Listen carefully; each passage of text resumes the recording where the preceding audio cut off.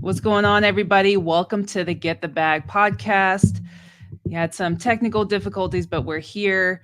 Super excited for this episode. Before we get all into that, I'm your host, Gladia Castro. Got my co host, Tim Park. What's up, fam? We're at episode 4, jumping off the new year just right. It's been a fire month so far. We've had amazing guests, but I'm really excited for this one. But before we go into that, make sure you hit the like, subscribe, follow us on IG. You have our handles down here. But this person we have on really needs an introduction.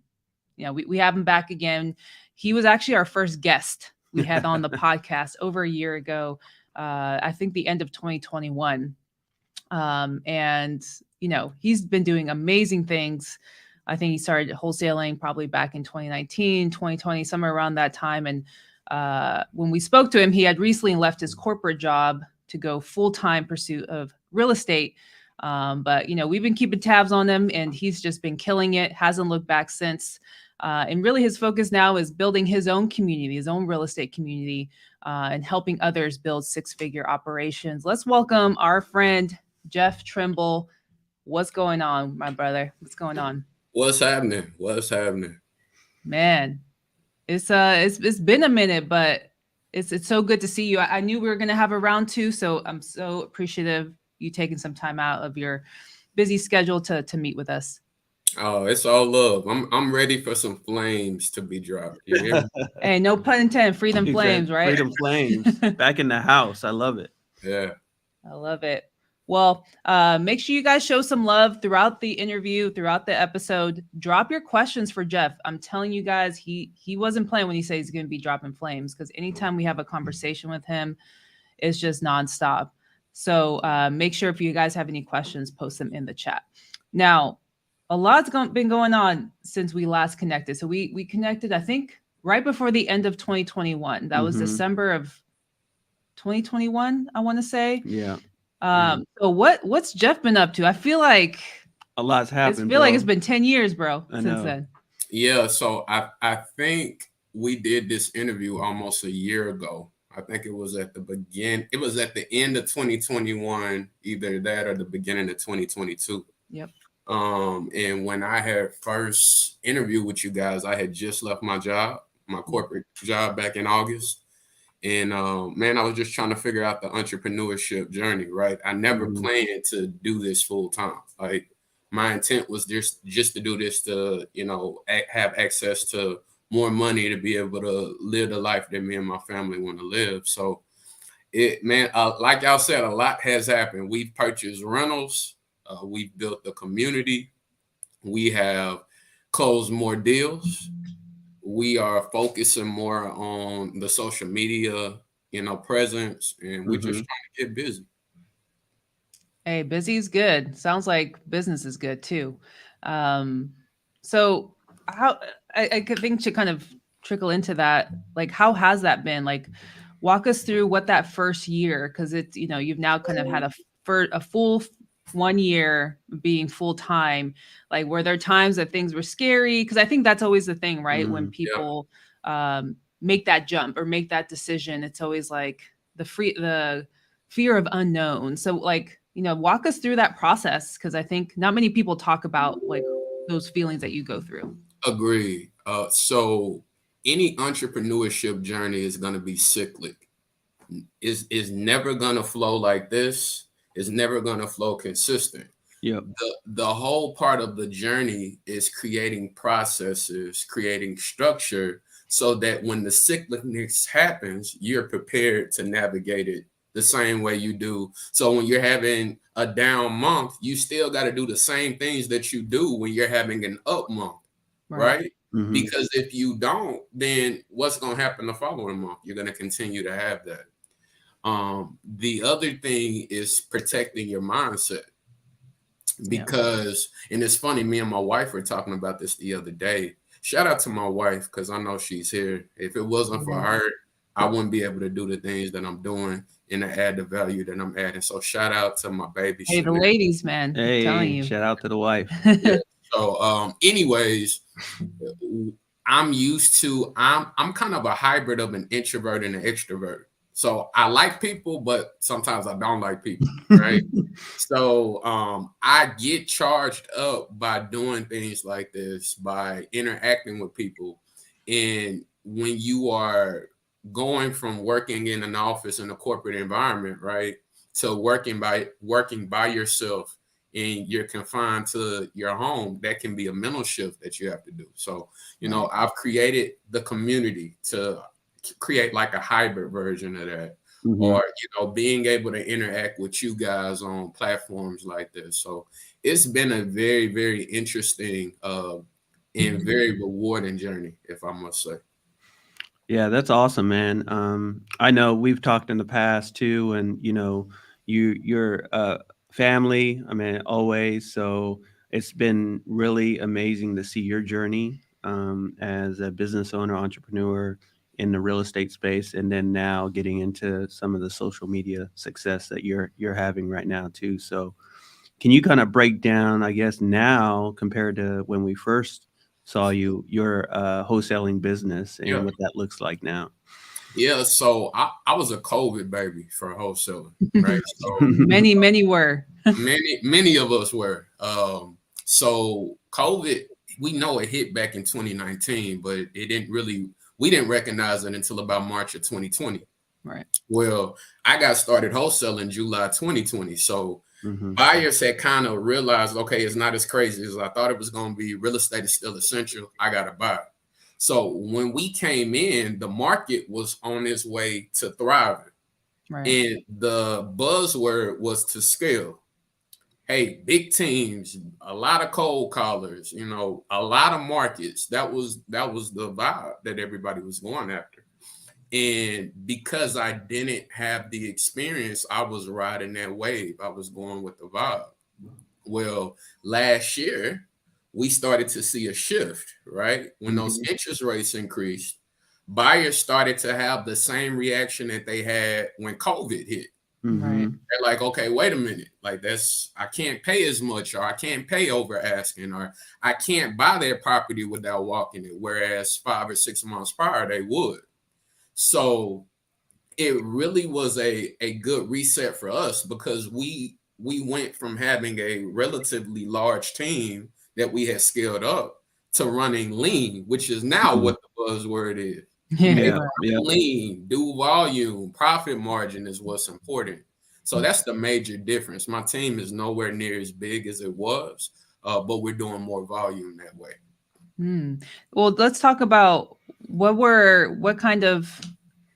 did that transition look like from going scale? Because I remember from the meetings we used to have, you had a team of cold callers and this and that. Like, and I know, I've been kind of stalking you on IG. I know you attended some, some mentorship or coaching. Like, to talk to us about that process, Yeah. because again, people don't like to like really uncover that. They just show like, oh, I miraculously am now, I'm a lean team and I'm closing this many deals, but it Yeah. never works out that way. No, that's a really good question, G. So just to kind of give you guys some numbers, I had got my team head count wise as high as 11 people. I had a disposition person, I had an acquisitions person, I had a slew of cold callers, person running our SMS and admin. And what I always say is revenue hides problems. So when you're getting consistent deals and you're doing volume, you're not forced to look at those inefficiencies. Right. Well, when you do have to start saying, okay, I need to make sure my profit margins are healthy rather, you got to look at your processes. And the only way to do that is to evaluate, okay, who's not performing? Why are they not performing? Are they the best fit? So it was kind of a series of things that happened. A few people quit, which they seen the writing on the wall, right? Some people fired themselves. Right. I laid off a couple people, and I fired a good amount of people. And my team that I have 5 people on my team right now. I just promoted a closer, so I have 3 virtual closers. That was something that I didn't have, which we can probably talk about a little later on the show. I was closing all of the deals. Now I have 3 closers. I have one follow-up specialist, and I have an admin. I actually, after we get done with this meeting, I have an interview. Shout out to Ashley Johnson, Yeah, shout Elevation out to Staff. Ashley. Yeah, she's gonna backfill my follow-up specialist, so I have 6. But That's that's where awesome. I'm at today. I love that. That's awesome, man. I know that like didn't you have really some issues kind of onboarding and stuff like that when you first you were growing your business as well too. Yes. So like there were some internal issues, and I think a lot of people don't realize when you go from doing it yourself to hiring people what that process is like, right? You know, putting your systems in place so you're not wasting their time and your actually your money too, right? So Yeah. can you talk about that a little bit? Yeah. So one thing that a lot of people say about closing is that closing is an art. And when you think about that, when people say things, I always wonder, are they really thinking about what they're saying? When you think about art, all 3 of us can look at a canvas and draw something different. Nowhere polar opposites, right? If you are wanting to scale a business, any corporation, any job that we've ever worked for, you're not able to do it as an art. Right.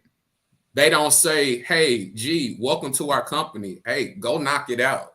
Do it G's way. They say, hey, G, welcome to our company. By the way, I'm going to put you with somebody who does what you do so you can see how they do. And I'm also going to give you literature that we have developed to show you how we do what we do. So what I always tell people is, for me, closing is natural. I enjoy talking to people. I enjoy connecting with people. I don't have to have a script to close a deal, but everybody's not like that. Right. So that was the problem that I had. And I kind of went through a few iterations of a closer. So when I was on you guys' show last, I think I had either just promoted my acquisitions manager, or I was getting ready to. And he was a strong cold caller. I had promoted him. I was spending the time with him, which is very important. Right. And what I did is I was like, okay, it seems like he got it. Let me back off a little bit. I want him to spread his wings and, find his own way. Well, what I started to see was diminishing returns. Like when I backed off, the deal stopped coming. He wasn't being as consistent. And one day I said, man, I got to figure out what's going on. It was April of 2021. And I was looking at what was projected to close in May of 2021. And I'm like, this is our lowest month that we've had in like 12 or 13 months. Unacceptable. Like, I gotta figure out what's going on. So I get on a Zoom, looking him in the eyes like I'm looking at you guys, and I kind of go through our training. And I'm listening to what he's saying. I'm like, man, that doesn't sound like us. Right. There's something. We use the line, hey, if we give you a Home Depot credit card, what would you do in the home? What kind of upgrades would you do? He says something about an Amazon gift card. I'm like, what in the hell is this? Amazon has stuff, but I don't know about that. Man, I'm like, this dude is rusty. I could tell. Like, and he had an opportunity, y'all, that was on the phone, and he was butchering the opportunity to the point of where I literally told him, I said, hey, stop the call. Tell him that your manager is going to call and pick up the conversation. So, he hangs up the call. I'm telling him, I'm like, hey, man, we got to get this together because this ain't looking right. And I called the seller, and my intent was to lock the deal up, but more importantly, to show him how to navigate the conversation, right? Yeah. So, man, this joker is falling asleep while I'm on the phone. Oh, no. Y'all know me. Come on. And he's on live Zoom. You're watching him fall asleep. We're on a Zoom, and he's doing this number right here. This is what he was doing. He was like, oh no, hey, no, I've seen the church hey, the church videos. He fading off, yeah, right? yeah, like he was, and I was like, I probably said a few holy curse words. I was like, I know this blank ain't falling. Man, I couldn't get off that phone quick enough, y'all. Right. long story short, what ended up coming about from that, I suspended him. The day he was supposed to return, he ended up quitting, which was okay. But I found an inefficiency because as leaders, what we often do is when it's a problem like that, we blame him. It wasn't his fault. That was my fault. Yeah. That was my fault that I allowed it to get like that. Right. Because of the lack of structure. And what I realized is, although I had him coined as an acquisitions manager, he was following up. He was doing follow-up specialist tasks, which he wasn't getting out enough offers, which is the reason why we weren't closing enough deals. He was chasing people. As a closer, we don't chase people. We talk to people who are ready to sell, right? Right. So that is when I decided, okay, I need to put some more structure. I need to get a follow-up specialist. So then I did that. My second iteration of an acquisitions manager was around April, May of 2021. So now I have a follow-up specialist and I have a little bit more structure, but it still wasn't firing off like I needed it to. I was still having to be in the seat and drive it. And I couldn't do that because at this point, I'm frustrated. Yeah. This is the frustrated part of entrepreneurship because I'm like, man, if I'm not talking and closing deals, we are not making money. Right. I'm not able to spend the time that I want to spend with my family. I'm working 6 or 7 days a week. That's not why I decided to do this. That is when we made a decision to go to Tiffany and Josh's High 2-day, which was absolutely transformational for us. And the major takeaways that we got from there was a sales process and daily meetings. Those were the two things we implemented like yesterday. I couldn't even leave there quick enough before I was setting up Zoom meetings. One of the issues that I seen with that part of our iteration of closing was that I wasn't trusting my closer. Like the leads will come in, and y'all know what I mean. The leads come in, you're like, okay, that asking looks good. I'm gonna handle this one, and then I'm throwing him all of the trash, right? And I'm wondering, okay, he's having success, but why is he not having success? Hey, also, shout out to my team because they're on here too. Shout out to the team. Investment Group. Yeah, shout out to you. Shout out. So I immediately came back. I implemented the sales process, and like I started to see the ramifications of what I wanted to see.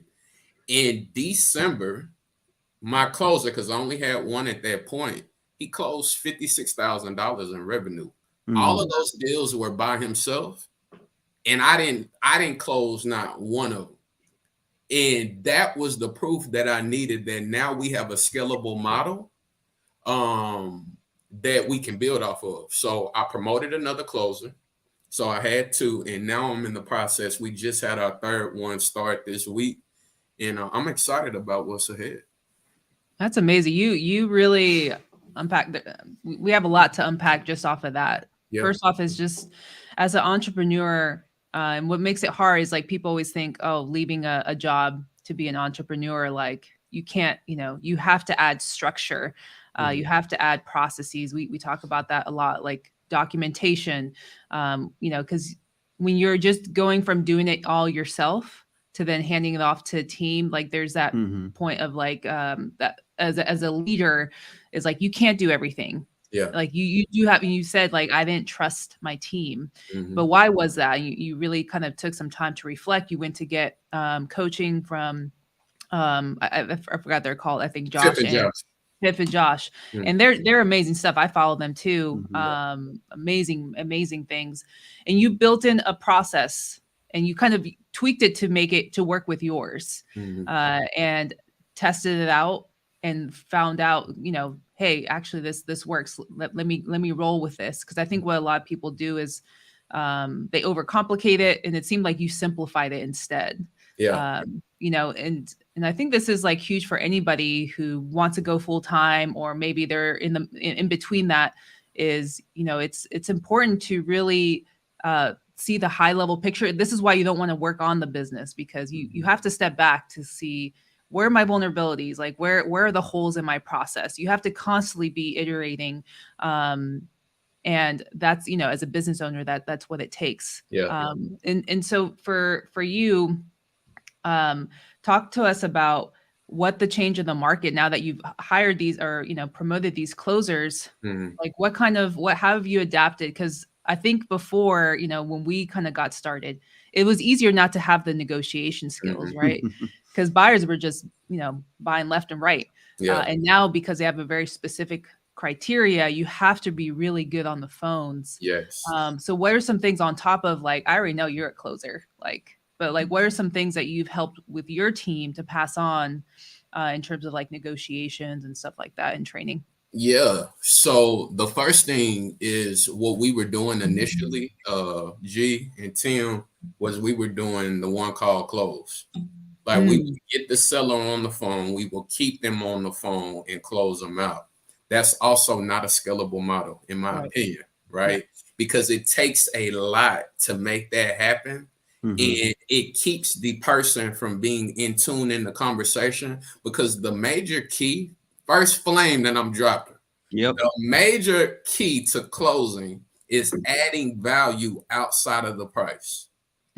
When I can add value to the seller outside of the price is always going to be negotiable.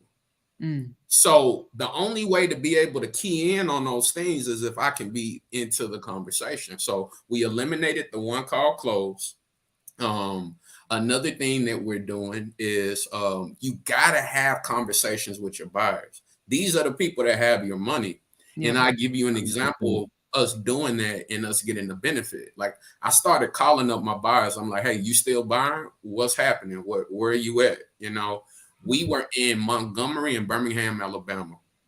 We had one buyer that was buying in both of those markets. And I called the buyer. We're marketing heavy in Birmingham because we probably done 15 deals easily in Birmingham. And we probably sold 10 to 12 of them to him.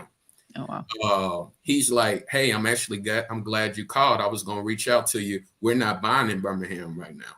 We paused Birmingham because we have a backlog of inventory that our contractors have to, you know, fix and flip for us, and we'll list it and we'll come back. So that is an example of, had we not called and we were marketing in Birmingham, and 80 to 85% of the deals that we have sold to that buyer, that is a waste of time and resources. Right. So we pivoted. Another thing that we do, we don't go back. A lot of this in prop stream, it initially takes you out a year. Right. Got to tighten that up. Like the market is nowhere close to what it was this time last year. Correct. Right. So we're going back 3 months, like in looking to see if we can really find something. I really want to be at 0.25 miles. So I don't even want to be at a half a mile. Right. I want to be able to pick a rock up and throw it at the house, because if I can do that, I know that that's my comp, right? When we used to comp properties, like let's say our MAO this time last year was 150. We might start off at 150, maybe 148. Yeah. Now we starting off at about 135. Right. 100%. Yeah. You know, you got to start lower. Need that cushion. You got to give yourself cushion. Because you got to understand, you got to get these properties at a deeper discount. Correct. We used to not be as open about retrading price. Man, we retrade price all the time. When a seller tells us something, I'm going to give you guys an example. The deal we closed last week was in Rowlett, Texas. That property was locked up by one of my closers. We originally had it at $300,000. When we walked the property, I seen cracks in the walls. It was clearly, and it was a huge house. It was clearly a major foundational issue. Right. So my buyers are running through the house, and probably 3 or 4 of them like, hey, it's a foundational issue. I'm like, that's all I needed to know. I went back. At first, what we would have done is we would have said, okay, well, if we can make a little bit off this, we're going to keep on rolling. Nope. Hey, Mr. Seller, you told us that the foundation was good. There are major cracks in the walls. I know you've seen those cracks. Let's talk about it. We got a $13,000 price reduction from that. So that property was at $300,000. We renegotiated it down to $287,000. and we were able to assign it to the end buyer for $325. Mm. And so with that being said, like, you got to increase. It's not about how many deals you do. It's about the margin that you get on these deals. Correct. Anytime a seller is not honest, we're going to go have a conversation. Even if it's $1,500 each deal, $2,000 each deal, we're going to go back and do that. So those are some things that we've adjusted. Yeah, that's awesome. All right, if you guys should be taking notes. I mean, we'll have 100%. A replay, obviously, but drop in the comments, guys. If you really drop the flames, I want to see more flames on these comments. See the flames. If you guys are really enjoying this so far, and make sure you guys ask your questions. I'm telling you, because I think what you said, it's so simple. The concepts you're talking about, these little tweaks, right? Yes. But we always overcomplicate it. Yes. As you know, we've all been there. The first thing is being proactive in calling your buyers. I think that's a huge thing that people are more reactive of, like, oh, let me just do this. And they're in their own little bubble. And then, they talk to buyers and, when you're dependent on one buyer, that's never a good situation. That's either, right. So you took action there. Second thing is also, like, how you go about reductions and using the buyer's feedback as arsenal, as leverage when you're renegotiating. I think when you're starting out, you probably don't have as much confidence to go back and be like, oh, well, I'll just take the $5,000. When really, part of renegotiating is, is negotiation skills, is like stating the facts. And sometimes, I think we mentioned before, you can use a buyer's report or buyer's inspection report as like, hey, look here, this is our inspection. This is what they found. These are the issues they found. Yes. I'm going to need, if you really want to close, like I'm going to need a $10,000 reduction. So it's really the concepts are super simple. It's just the mindset and the confidence behind it. Sometimes it takes us some time to build that and really, add that into our business. So I really love that you didn't get comfortable. Yeah. You made the pivots when you needed to. And it's a constant iteration. And maybe in the next 6 months, maybe things will, with the market changing, you may have to tweak a few things. That's correct. But all in all, you're still sticking with your process, with the standards that you've set. And I think that's what's kind of taking you, I think, from where we talked to you before to now, like each, at the next level. Yeah. So definitely kudos to you. And for you guys who are listening, like, it's not that complicated. It's not. Yeah.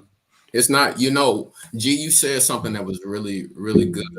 And I hope that people didn't miss it. I think the reason why a lot of people don't they know the simple things to do, but they don't take the action, is because they're too busy chasing so many things. Right. Yeah. When you improve a process, when I was a project manager for Walmart supply chain, we could see 15 different things that was inefficient about the way that an operation was running.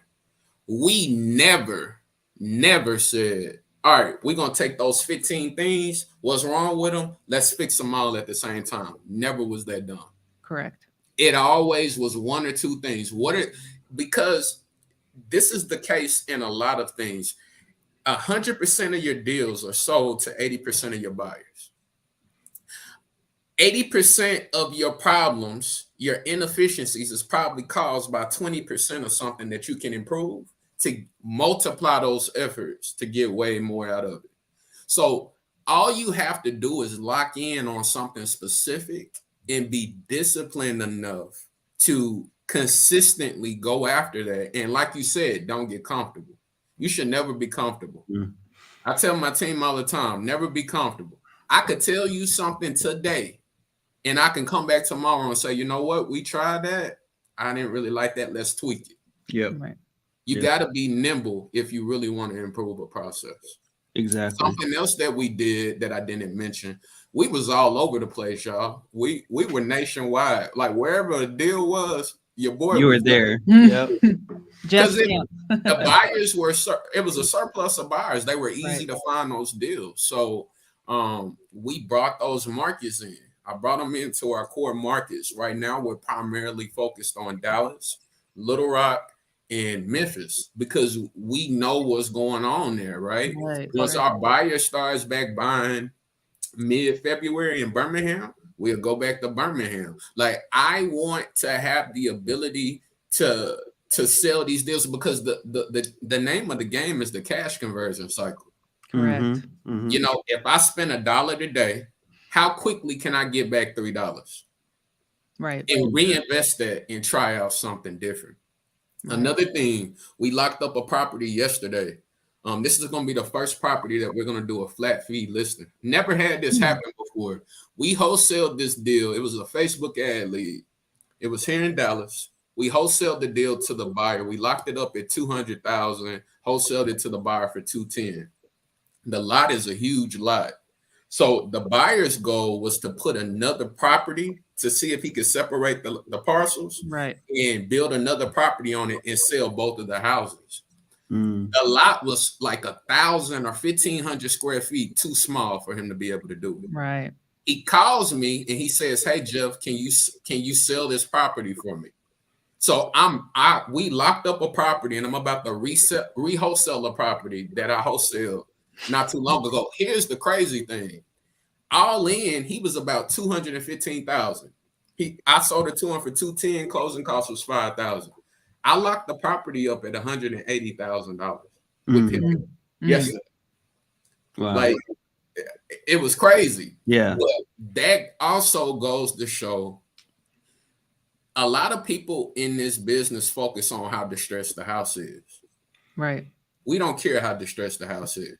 Mm-mm. The seller does not care about the fact that you're going to need to repair the roof so that you can get rich. Mm-hmm. What they care about is their situation. Correct. When the motivation is distressed, the price is always negotiable. And he was distressed. He has 3 properties that he has listed that he hasn't sold. He's paying the interest rate on this property. He's just needing to stop the bleeding. And when you start to really hone in on that, that's also going to help you out with getting these properties at a deeper discount. I love the value aspect of Yeah, it to 100%. solving problems. And I think we've talked about this a lot too throughout, you know, once you stop focusing on the money aspect of it too, I'm like, oh, because we've been there, get lock something up and you're like, oh, it's a nice 10, 15K. You know, you're not able to scale at that level too. You have to come with some form of value and building these relationships. So obviously this one buyer, like really there was something about you that he was like, hey, let's work together again. I think that's a huge thing too. Yeah. I mean, I want to kind of rewind to when you said the first call close, what you had said that, and you eliminated that. I think that was a key. I think people listening and watching need to write that down because especially if you're new, that's your mentality going into the call that you need to close this. And that's the wrong mentality. The mentality needs to be adding value to that seller and how you're going to accomplish that. Right. And then, because what do we say? We close deals on a follow-up. Correct. Right. So I think that was super important, eliminating that, the first call close. Yeah. I'm going to coin that. I'm going to take that from you. Hey, But if you want my brother, Tim, it'll be a problem. If you're my brother, I'm good with that. Trademark that. There you go.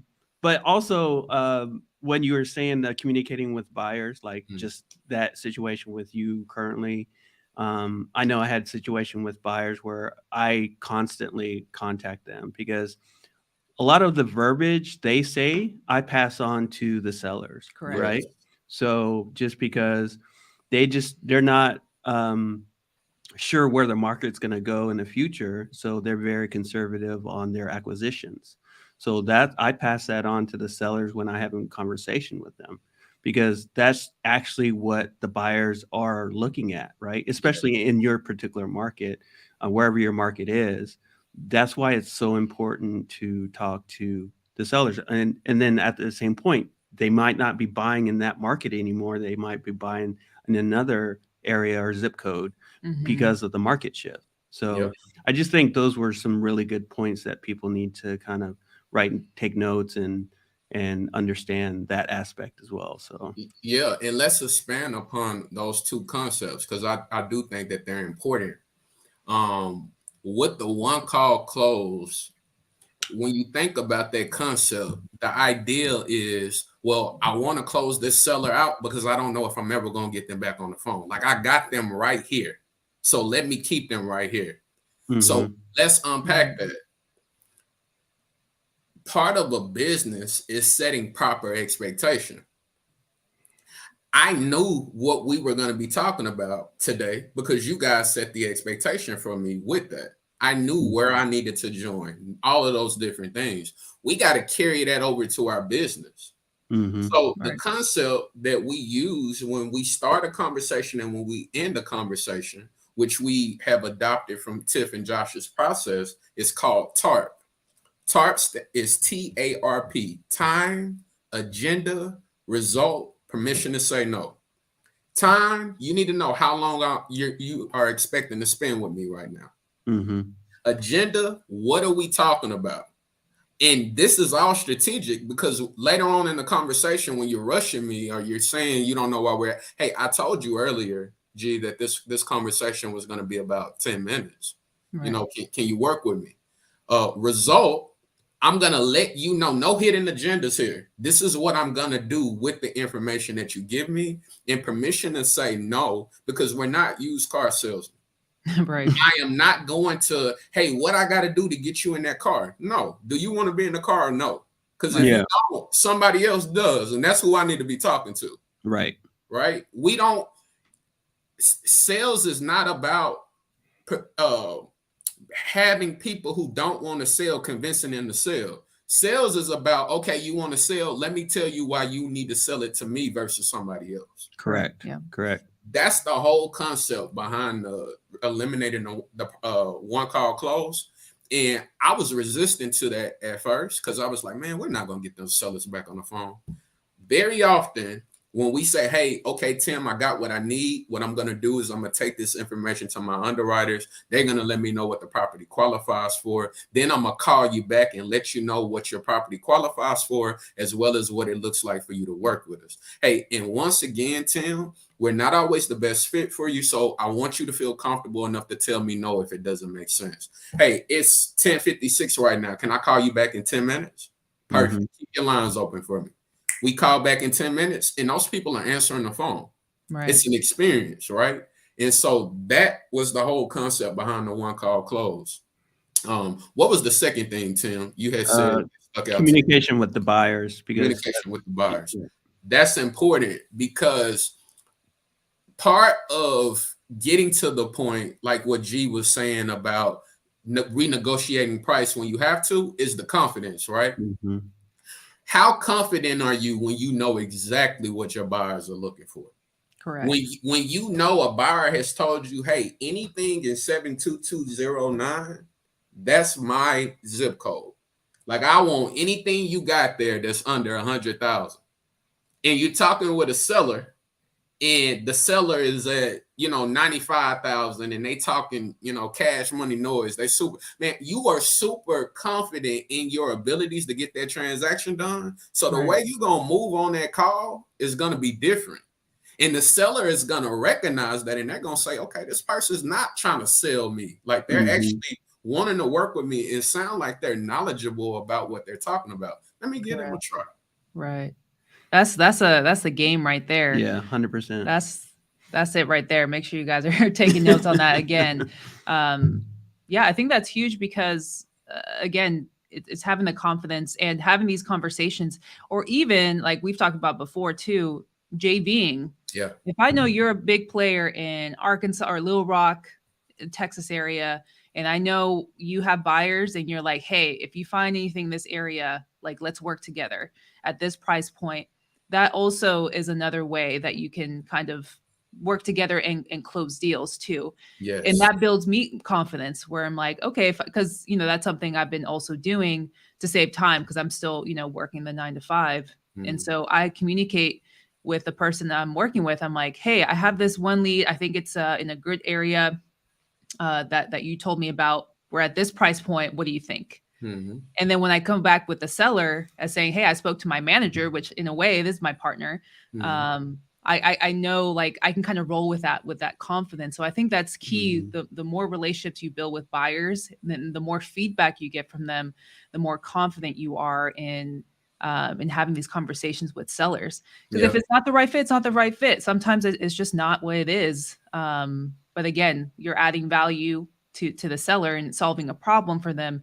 If they want to go with someone else, they'll go with someone else. But I just wanted to point that out. I think that's a huge thing, that you mentioned there. Before we because I want to kind of get into like your community, but we have some answers here. Okay. Or, sorry, answers, questions. Mhm. One of them from Craig. Shout out to Craig, who's in the U. How would you suggest to sharpen my closing skills? Any books?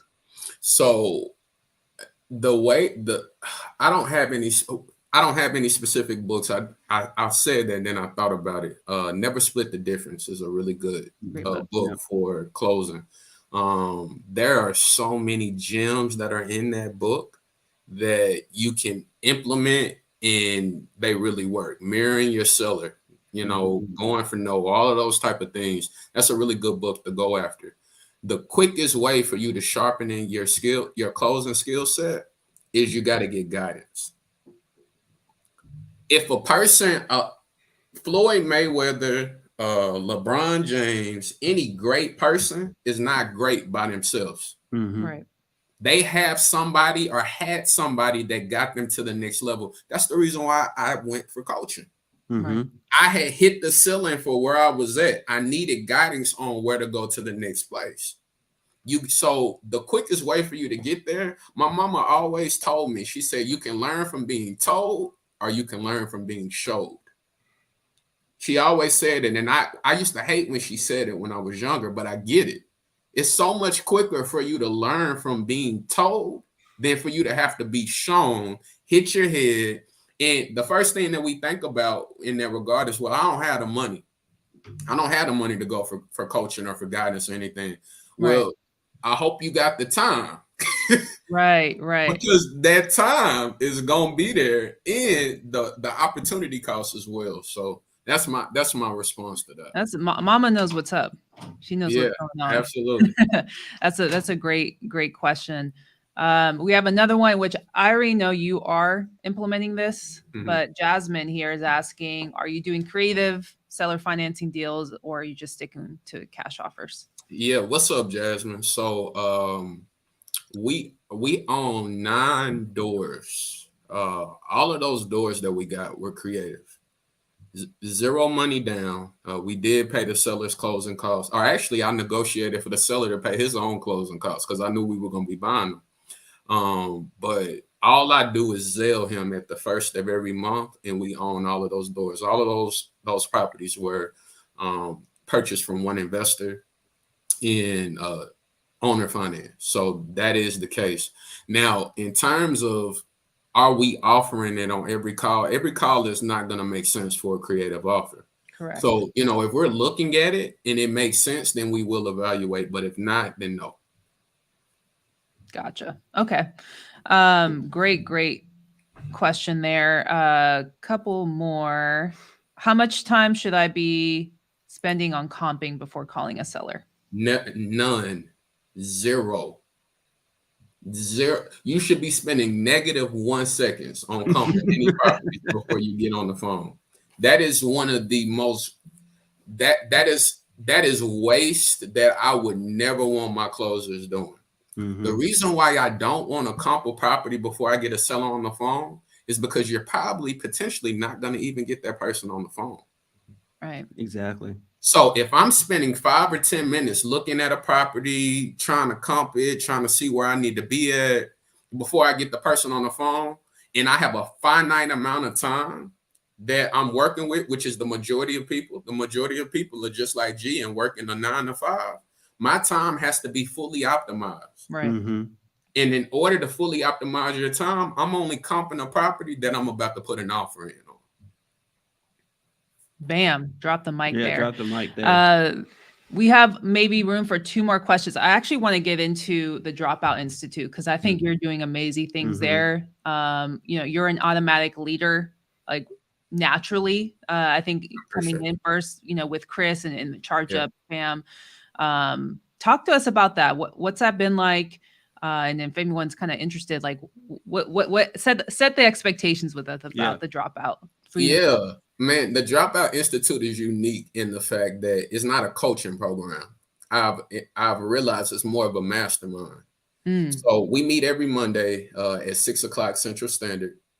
And like this past Monday, we did some case studies on some deals. We talked through some memorandum of contracts that we had to put on some deals. But at the end of the call, so I'm trying out auditioning for the Closer Olympics, right? I saw that, man. Nice. I already know it's about to be. They gotta let you in, bro. I'm working. I'm gonna be getting in my bag. I'm not rusty, but I need to make sure that I consistently do it because, like I said, I hadn't really been closing. So I went live yesterday on my Instagram. It's all the same. Hey, it's all the same thing. I went live on my Instamedia yesterday, and I'll be doing that more. But anyways, at the end of the call, like they were pouring into me.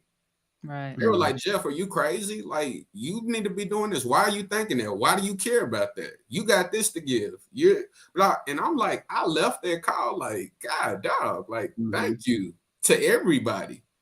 And so that's what the community is about. One thing that I learned about community is that you last longer and you have success quicker when you have community. Correct. Right. And so what I was finding was that so many people were reaching out to me. Hey, Jeff, this. Hey, Jeff, that. Hey, Jeff, can I get some of your time? All of those things. And obviously, I don't have time to spend with every single person. I was like, man, why don't I create my own community where we can literally mastermind together and spend time strategically? Intentionally. And intentionally, that is so important. Intentional time means, hey, my phone is off. I'm not texting anybody right now. I am in this interview. That's a difference than, hey, I'm on my phone. Hey, I need to take this call. Give me 1 second. Like it's intentional time. Right. And that's what the Institute is about. I love that. So if anybody's interested, I did include the Dropout Institute in the show notes. So if you guys are curious about it, definitely check it out. We have room for one last. They're trying to kick us out here. I'm like, no, we got our guy here. We got our guy Jeff here. What's kind of next for you, and what do you want to leave the audience with today? And we kind of ended the last call that we had, and really what you've mentioned, you've kind of created that for yourself. 100%. So I like to say, we're the inspiration of all that. So let's put this out to the universe. What's going on with Jeff next? Coach Prime said something that I loved. So first off, like I love that guy. Like I love me too. He's a vibe. He's a vibe, man. Like, and I vibe with him. He said something. They had asked him. He was at Jackson State University, and they was trying to jam him up on the question. And they was like, "Hey, so what does the next 6 to 7 months look like with Jackson?" He said, "Hey, I'm just gonna conquer today. I love that. I'm gonna conquer today, and I'm gonna wake up tomorrow, and I'm gonna conquer tomorrow." And that has been a mindset that I'm adopting because 6 months ago I didn't know that I was gonna look like this, but as long as I conquer each day and I'm intentional about that, in 6 months, I don't know where I'm going to be at, but I know it's going to be better than where I am today because I'm going to put the work in every single day. Right. Yeah, I love that. That's a bar. Yeah. That's a bar right there.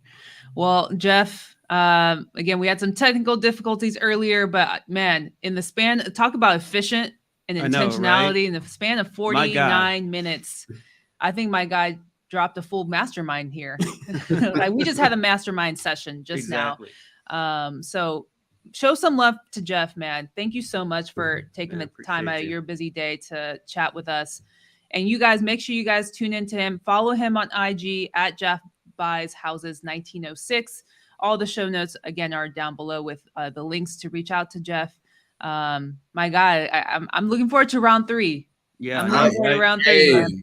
Hey, we're gonna do You it. may be in your vacation house somewhere. I don't know, man. Maybe. Hey, I might have a little You may have to meet Bahama live. How mama about in my that? hand with my feet kicked back. You know? Yeah. Hey, we gonna see. we going where you're at then. Yeah. We gotta do a live one at that point. Yes, But appreciate absolutely. you, my brother. Appreciate Thank you. you so much. We gotta 100%. definitely keep in touch with what's going on, and but appreciate all you guys again for tuning in. Yes. Show some love again to Jeff, and don't forget, subscribe, like, make sure you like this video. We got some more exciting episodes coming next week, same time, 8 a.m. Pacific, 11 a.m. Eastern, 10 a.m. Central. I like to show Central time some Exactly. love too. There you go. Appreciate that, G. Yeah, I got you. I got you. I We know are how we are the largest time zone. I don't know why people would like forget But about just us, forget but y'all, right? it's too many things to remember, man. It's like we can't all live on one time zone, I guess. Yeah. But again, appreciate you guys. Have a great rest of your week. We'll keep in touch. See y'all next week. All right. Peace.